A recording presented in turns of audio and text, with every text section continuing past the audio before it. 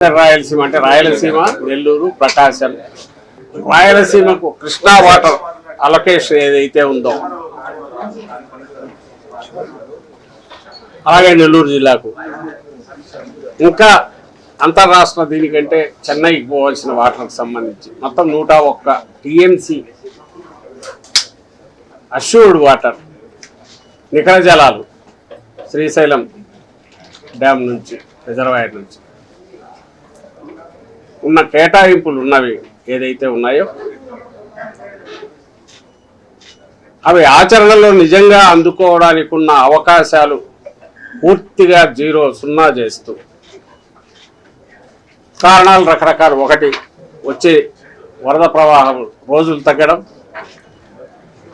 పైన Karnataka Almatti dam height పెంచడం, తర్వాత ఓవర్ ది పీరియడ్ తెలంగాణ ముందు ఉన్నదా కంబైన్డ్ స్టేట్గా ఉన్నప్పుడు, తర్వాత మనం విడిపోయాక కొత్త ప్రాజెక్టులు అనుమతి ఉన్నా లేకపోయినా కొత్త ప్రాజెక్టులు తీసుకురావడం, అవన్నీ కూడా ఒకవైపు పైనేమో వచ్చే నీళ్ళు ఆగుతున్నాయి, వచ్చే వరదేమో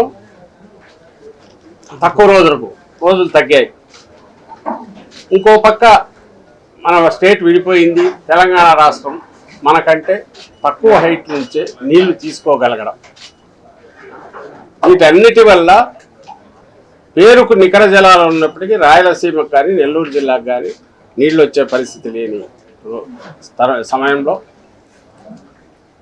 ఈ సంక్షోభం దీని నుంచి గట్టెక్కాలంటే, ఈ ప్రమాదం నుంచి గట్టెక్కాలంటే ఏకైక మార్గం ఆ హైట్లో, ఏ హైట్లో అయితే ఇప్పుడు తెలంగాణకు వెళ్తున్నాయో ఆ హైట్లోనే రోజుకు 3 టీఎంసీ తీసుకునే రకంగా రాయలసీమ లిఫ్ట్ పథకాన్ని దాన్ని ఆమోదించి జగన్మోహన్ రెడ్డి గారు ఆ మేరకు పనులు కూడా మొదలు పెట్టించారు. అంటే దీని సిగ్నిఫికెన్స్ ఏంటి అని చెప్తున్నాను.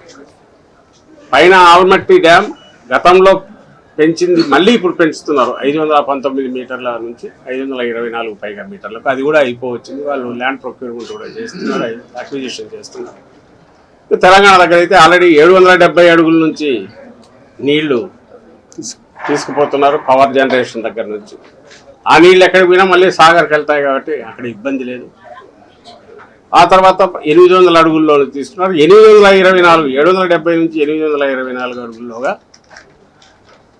రోజుకు 8 టీఎంసీలు తీసుకునే సామర్థ్యం తెలంగాణకు ఉన్న నేపథ్యంలో మన వైపు పోతిరెడ్డిపాడు ఒకటే అక్కడి నుంచి వచ్చిన వాటర్ ఏదైతే హంద్రీనీవా దానికి సంబంధించినంత వరకు అనంతపురం జిల్లాకు పైనే 840 దగ్గర అక్కడ ఉంటే, ఇక్కడికి 880 అడుగులు ఉంటే తప్ప 44,000 క్యూసెక్కులు పంపించే సామర్థ్యం ఏదైతే వైఎస్ రాజశేఖర రెడ్డి, అది కూడా ఆయన హయాంలో చేసింది, అది రాని పరిస్థితి ఇటువైపు ఉంది. 800 అడుగుల్లో అటువైపు తీసుకోగలుగుతున్నారు. ఇక్కడ 880 అడుగులు ఉన్నప్పుడు తప్ప నీళ్లు 44,000 క్యూసెక్కులు అంటే 4 టీఎంసీలు కూడా రాని పరిస్థితి. ఎక్కడైతే 100 టీఎంసీలు నికర జలాల కేటాయింపులు రాయలసీమ ప్రాంతానికి, నెల్లూరుకు సంబంధించి చెన్నైకి. ఈ నేపథ్యంలోనే దీని సిగ్నిఫికెన్స్ అర్థం చేసుకోవాలని కోరుతున్నాం. ఈ పరిస్థితిలో దానికి పూర్తి కూడా పని ఆల్మోస్ట్ కాలువ పనులు, సివిల్ వర్క్స్ పూర్తి అయ్యి ఇంకా పంపులు పెట్టడమే తర్వాయన్న పరిస్థితిలో 900 కోట్లు బిల్లులు కూడా చెల్లించారు జగన్మోహన్ రెడ్డి గారి ప్రభుత్వం తన అధికారంలో ఉండగా. ఇంకా మిగిలిన ప్రధాన ఖర్చు వచ్చేది పంపులు, 12 పంపులు పెట్టడం. వాటికే ఆబ్వియస్లీ ఎక్కువ ఖర్చు అవుతుంది. దాంతో ప్రాజెక్ట్ పూర్తి అవుతుంది. లాస్ట్ మైల్ కనెక్షన్ ఇస్తే అంటే 80% పైగా పని కూడా చేసి అయిపోయింది. పంపులు కూడా ఆర్డర్ ఇచ్చారు, మోటార్లు కూడా ఆర్డర్ ఇచ్చారు. అవి పూర్తి చేసే దశలో ప్రభుత్వం మారింది. సహజంగా ఏం చేయాలి, కొత్తగా వచ్చిన ప్రభుత్వం దాన్ని కంటిన్యూ చేసి ఆ పంపులు, మోటార్లు తెచ్చి బిగించేసి పూర్తి చేయాలి. ఏదైతే అడ్డంకులు ఉన్నాయో దాన్ని కూడా ఓవర్కమ్ కావడానికి ఎన్జీటీ పేరుతో, అది కూడా చంద్రబాబు నాయుడు గారు తన మనుషులతో వేయించిన కేసుకు సంబంధించి వచ్చిన పర్యావరణ అనుమతులు లేకుండా చేస్తున్నారన్న దానికి సంబంధించి ఎగ్జిస్టింగ్ ప్రాజెక్ట్స్కి అవసరమైన నీళ్లు ఇవి, తాగునీళ్లకు అవసరం ఇవ్వడానికి అనేవి, అలాగే ఎగ్జిస్టింగ్ ప్రాజెక్ట్స్ వచ్చిన వాటరు అది వచ్చేట్టు చూడడం కోసం చేస్తున్నది తప్ప కొత్త దీనికి అనుమతులు అక్కర్లేదంటూ గవర్నమెంట్ నిర్ణయం తీసుకొని తాగునీళ్ళ కోసం ఇది పూర్తి చేస్తున్నాం, అత్యవసరమైన తాగునీళ్ళ కోసమని మళ్ళీ ఒక జీవో ఇచ్చి దాన్ని కూడా ఓవర్కమ్ అయి పనిచేస్తున్న నేపథ్యంలో చంద్రబాబు నాయుడు గారు వచ్చారు. ఆ తర్వాత అది ఆగిపోయింది. ఆగిపోయిన విషయం కూడా ఎవరికి తెలియదు. ఈ 26 జనవరిలో అసెంబ్లీలో రేవంత్ రెడ్డి గారు తెలంగాణ ముఖ్యమంత్రి వాళ్ళ తెలంగాణ అసెంబ్లీలో చెప్తే తప్ప ప్రపంచానికి తెలియదు. ఆయన ఏం చెప్పారనేది కూడా ప్రపంచానికి ఇప్పుడు తెలుసు. చెప్పిన తర్వాత అది వైఎస్ఆర్ కాంగ్రెస్ పార్టీ వాళ్ళు జనంలోకి తీసుకొచ్చాక మీ ద్వారా మీడియా ద్వారా కిందికి పోయింది.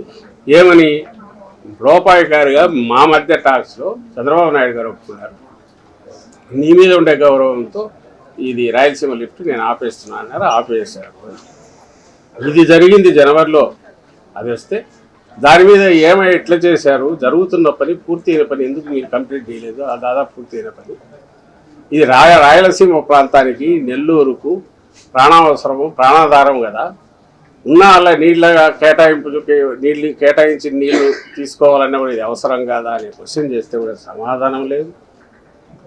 పైగా దబాయింపు బుకాయింపు, అసలు ఆన్సర్ ఇవ్వకుండా ఇంకేదో ఎత్తుకొని మాట్లాడడం, ఇది చేస్తూ తెలుగుదేశం పార్టీ కానీ ప్రభుత్వంలో ఉన్న వాళ్ళు కానీ కాలం సాగదీస్తూ వచ్చారు.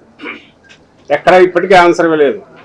నాకు తెలిసి చంద్రబాబు నాయుడు గారు అయితే డైరెక్ట్ దీని మీద సమాధానం చెప్పినట్లే. అంటే నేను రేవంత్ రెడ్డితో అన్నాను కానీ అనలేదని కానీ, నిజంగా మేము దాన్ని ఏమంటారు అలా ప్రాజెక్టు ఆపేసామని కానీ పూర్తి చేస్తామని కానీ, పైగా పర్యావరణ అనుమతులు లేకుండా తీసుకొచ్చారనేది ఒకసారి, లేదా మేము కాదు వాళ్ళే ఆపేశారని రెండవసారి అబద్ధ మాటలు చెప్తూ వచ్చారు.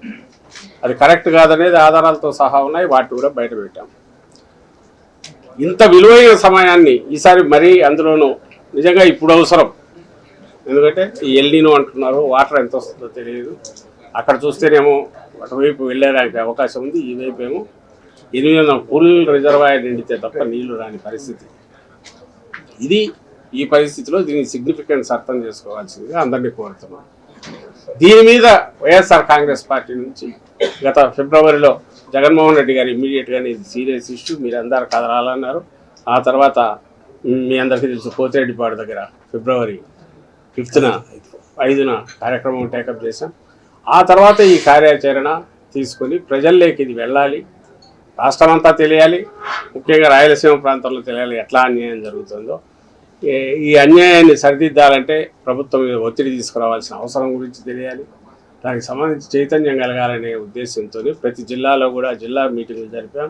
అలాగే దీనికి కలిసి వచ్చే పౌర సంఘాలతో చర్చలు జరిపాం.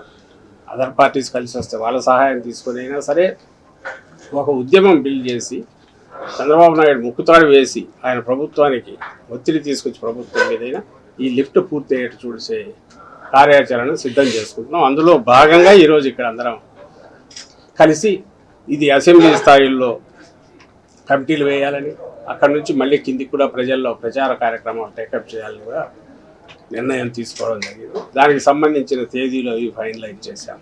జీవితంలో సరైన జోడీ దొరికితే ప్రతిరోజు ఒక పండుగలా అనిపిస్తుంది. ఆ ఆనందాన్ని మీ జీవితంలోకి తీసుకురావడానికి ఉంది వాసూస్ మ్యారేజ్ బ్యూరో. మా అనుభవం, నమ్మకం, వ్యక్తిగత సేవలతో మీకు సరైన జీవిత భాగస్వామిని చేరువ చేస్తాం. ఇప్పుడే రిజిస్టర్ అవ్వండి. మీ సంతోషకరమైన భవిష్యత్తు వైపు మొదటి అడుగు వేయండి. వాసూస్ మ్యారేజ్ బ్యూరో, మీ సంతోషానికి ప్రారంభం. Vasu's marriage bureau, VRC centre, దండువారి వీధి, opposite town hall, Nellore, Andhra Pradesh.